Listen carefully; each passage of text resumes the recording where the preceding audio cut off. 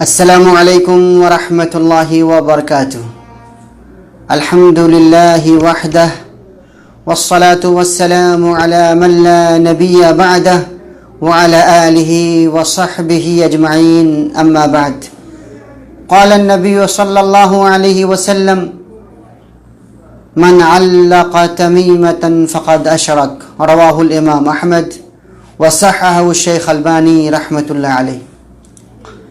برادران اسلام، معزز سامعین، پیارے بھائیوں، دوستوں اور ساتھیوں، آج کے درس میں تعویذ اور گنڈے کی حقیقت، اس کے نقصانات اور کیا یہ تعویذ پہننا اسلام میں جائز ہے یا جائز نہیں، میں اس موضوع پر چند باتیں آپ کے سامنے پیش کرنے کی سعادت حاصل کروں گا۔ اللہ تبارک و تعالیٰ سے دعا ہے، الہ العالمین تو مجھے اور آپ سب کو کہنے سننے سے کہیں زیادہ اس پہ عمل کرنے کی توفیق عطا فرما۔ سب سے پہلے تعویذ کسے کہتے ہیں؟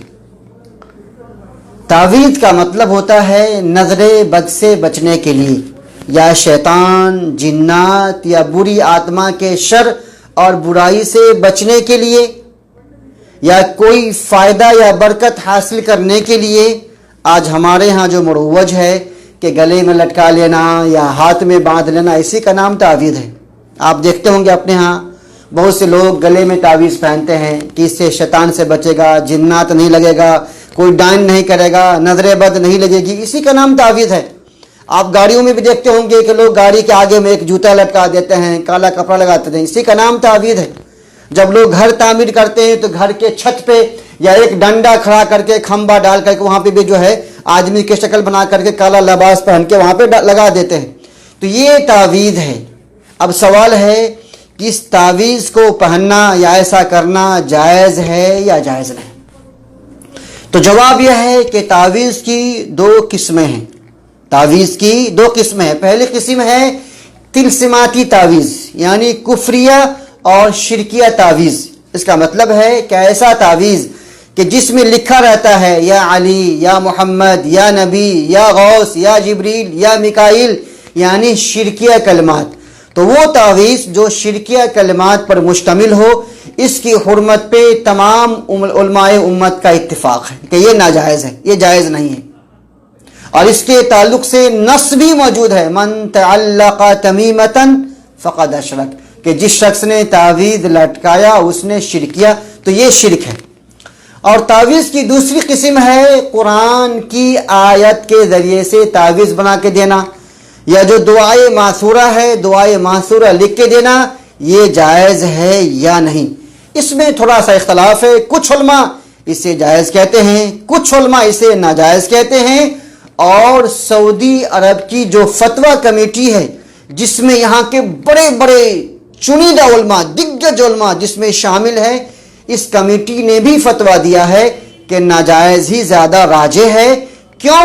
کیونکہ اس سے شر کا دروازہ کھلتا ہے، شرک و بدعت کا دروازہ کھلتا ہے، اور لوگوں کا جو توکل اور بھروسہ ہے اللہ سے ہٹ کر کے تعویذ پر آ جاتا ہے۔ جیسے انسان کہتا ہے میں نے تعویذ پہن رکھی ہے، مجھے جنات سے ڈر نہیں لگتا، یعنی جنات سے کون بچا رہا ہے آپ کو؟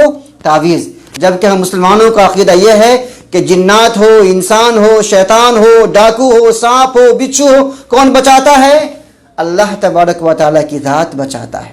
اس لیے دوستو، وہ تعویذ جو قرآن کے ذریعے تیار کیا جائے وہ بھی درست نہیں ہے، کیونکہ آج لوگ قرآنی تعویذ کے نام پہ شرکیہ تعویذ تقسیم کرتے ہیں، اور لوگوں نے اسے اپنا کاروبار بھی بنا لیا ہے۔ اور بسا اوقات انسان کے جیب پہ ڈاکہ ڈالا جاتا ہے، اور جیب کے ساتھ ساتھ ایمان پہ بھی ڈاکہ ڈالا جاتا ہے، اور کبھی کبھی خواتین کی عزتیں بھی لوٹ لی جاتی ہیں، اور اس طرح کی خبروں میں آتی رہتی ہیں۔ اس لیے قرآن کی تعویذ بھی درست نہیں ہے۔ اور اس چیز کو سمجھانے کے لیے میں آپ کو ایک مثال دینا چاہتا ہوں۔ میں آپ سے ایک سوال پوچھتا ہوں کہ ہم دین کہاں سے سیکھیں گے؟ آپ کہیں گے قرآن سے اور حدیث سے۔ تو میں پوچھنا چاہتا ہوں کیا قرآن و حدیث میں کہیں پہ تعویذ لٹکانے کا ثبوت ہے؟ جواب نہیں، نمبر ایک۔ نمبر دو، کیا نبی کریم صلی اللہ علیہ وسلم نے اپنی پوری زندگی میں کسی صحابی کو تعویذ بنا کر دیا؟ جواب نہیں۔ کیا آپ نے ازواج مطہرات امہات المومنین کو تعویذ لٹکانے کو کہا؟ جواب نہیں۔ کہ آپ صلی اللہ علیہ وسلم نے اپنی بیٹیوں کو، اپنے نواسوں کو تعویذ دیا؟ نہیں، آپ کے نواسے حسن حسین تھے، آپ اسے تعویذ نہیں دیتے تھے، تو پھر کیا دیتے تھے؟ نبی صلی اللہ علیہ وسلم اسے دعا پڑھ کر دم کرتے تھے۔ حدیث میں ثابت ہے نبی کریم صلی اللہ علیہ وسلم حسن حسین کو اس دعا کے ذریعے اللہ کی پناہ میں دیتے تھے، اعیذکم بکلمات اللہ التامہ من کل شیطان وہامہ ومن کل عین لامہ، کہ میں اللہ تبارک و تعالیٰ کے تمام کلمات کے ذریعے سے تم دونوں کو، یعنی حسن اور حسین کو، ہر شیطان سے، ہر نظر بد سے، ہر شر سے، ہر بری چیز کی تکلیف سے میں تمہیں اللہ کی پناہ میں دیتا ہوں۔ تو نبی کریم صلی اللہ علیہ وسلم اپنے نواسے کو جب تعویذ لٹکا کر نہیں دیتے تھے بلکہ دعا پڑھ کر دم کرتے تھے، تو کیا ہمارے لیے جائز ہے کہ ہم تعویذ لٹکائیں؟ جو کام نبی نہ کرے کیا ایک امتی کے لیے جائز ہے؟ جواب نہیں۔ اگر ہمیں اپنے نبی کریم صلی اللہ علیہ وسلم سے سچی محبت ہے تو نبی کریم صلی اللہ علیہ وسلم کی زندگی ہمارے لیے ایک آئیڈیل ہے، ایک نمونہ ہے زندگی کے تمام شعبے میں، کھانے میں، پینے میں، سونے میں، اٹھنے میں، بیٹھنے میں، شادی بیاہ، یہاں تک کہ تعویذ اور ان چیزوں میں بھی ہمیں اپنے پیارے نبی محمد الرسول اللہ صلی اللہ علیہ وسلم کے طریقے کے مطابق عمل کرنا چاہیے۔ ایک اور نقطہ میں آپ کے سامنے پیش کرنا چاہتا ہوں۔ چلو میں نے مان لیا کہ قرآن مجید میں شفا ہے، کیونکہ جو لوگ کہتے ہیں اس کی ہی دلیل ہے کہ اس میں شفا ہے۔ میں آپ لوگوں سے پوچھنا چاہتا ہوں کہ قرآن مجید کو لٹکانے میں شفا ہے یا پڑھنے میں شفا ہے؟ آپ سب کا ایک ہی جواب ہوگا کہ نہیں، قرآن مجید کی تلاوت کرنے میں شفا ہے، قرآن مجید پڑھنے میں شفا ہے، قرآن مجید میں تدبر کرنے میں شفا ہے، قرآن مجید پہ عمل کرنے میں شفا ہے، نہ کہ لٹکانے میں شفا ہے۔ تو جو لوگ تعویذ لٹکاتے ہیں وہ پڑھتے تو نہیں ہے نا، اس لیے ہمیں قرآن مجید کو لٹکانا نہیں ہے تعویذ کی شکل میں، بلکہ اسے پڑھنا ہے۔ اور میں آپ کو 2-3 مثالیں دیتا ہوں۔ مثال نمبر 1، آپ بیمار ہیں، ڈاکٹر نے آپ کو دوا دیا، اگر آپ دوا کھاؤ گے نہیں تو شفا کیسے ملے گی؟ اگر آپ دوا کو گلے میں لٹکا لو شفا ملے گی؟ جواب نہیں۔ تو جس طرح دوا گلے میں لٹکا لینے سے شفا نہیں ملتی ہے، اسی طرح سے قرآن کی آیات بھی گلے میں لٹکا لینے سے شفا نہیں ملتی ہے۔ نمبر 1، مثال نمبر 1۔ مثال نمبر 2، اللہ تعالیٰ نے قرآن مجید کو شفا کہا ہے، بالکل صحیح ہے۔ اسی طرح اللہ تعالیٰ نے شہد کو بھی قرآن میں شفا کہا ہے۔ اب میں پوچھوں آپ سے کہ شہد کھانے اور پینے میں شفا ہے یا لٹکانے میں؟ آپ کہیں گے کھانے اور پینے میں۔ تو اسی طرح دوستو قرآن مجید کی تلاوت کرنے میں شفا ہے، نہ کہ لٹکانے میں۔ تیسری مثال، زمزم کے بارے میں بھی حدیث میں آتا ہے کہ اس میں شفا ہے، بیماری کا علاج ہے، تو وہ پینے میں علاج ہے یا لٹکانے میں؟ جواب کھانے اور پینے میں۔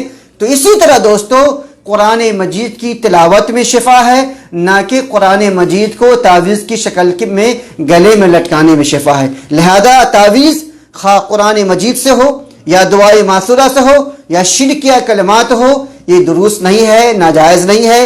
اسے علماء نے ناجائز قرار دیا ہے کیونکہ اس سے شرک کا دروازہ کھلتا ہے، شرک و بدعت عام ہو جاتا ہے، لوگوں نے اسے اپنا کاروبار بنا لیا ہے، اور ساتھ ہی ساتھ قرآن کی بے حرمتی بھی ہوتی ہے۔ وہ کہیں گے کیسے؟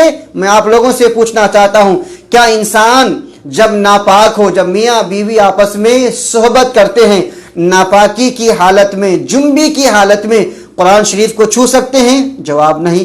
اب بتاؤ، جو عورتیں یا جو مرد تعویذ پہنتا ہے جب میاں بیوی آپس میں صحبت کرتے ہیں، اس وقت بھی گلے میں لٹکا ہوتا ہے، ہاتھ میں بندھا رہتا ہے، کمر میں لگا رہتا ہے، اور صحبت کرنے کے بعد بھی وہ آپ کے جسم پہ رہتا ہے، تو قرآن کی بے حرمتی ہوئی کہ نہیں ہوئی؟